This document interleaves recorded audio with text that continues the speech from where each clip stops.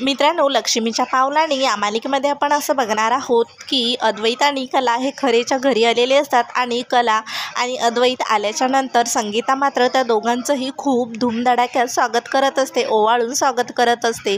तर बायाच्या खातर कलाला बाया म्हणत असतात की तुमचं पहिल्यांदाच तू या घरी आलीस, लग्न झाल्याच्या नंतर तर उखाणा तर घ्यायलाच पाहिजे। तर आधी अद्वैतला उखाणा घ्यायला लावतात। तर अद्वैत हा खूपच भारी असा उखाणा घेतो। अद्वैत मात्र नाव घेतच म्हणत असतो, लग्न मंडपामध्ये घरची मंडळी हिच्यावरच अडली आणि खरेंची कला माझ्या गळ्यातच पडली। तर हा उखाणा ऐकून सर्व बायका हसू लागतात आणि अद्वैतकडे कलाही बघतच राहते। तर कलाही नाव उखाणा घेत असते आणि म्हणत असते, नाकावर राग आणि गालाचे फुगे, तरी सुद्धा इगो घेऊन अद्वैतराव बाजूला उभे आणि माहिती नाही अजून काय काय सहन करावं लागेल मला, पण पुरून उरेल तुम्हाला ही कला, असं नाव कलाही घेत असते आणि अद्वैत कलाकडे बघतच राहतो। तर तुम्हाला हा एपिसोड बघायचा असेल तर लगेच आपल्या चॅनलला सबस्क्राईब करून घ्या आणि लाईक नक्कीच करा।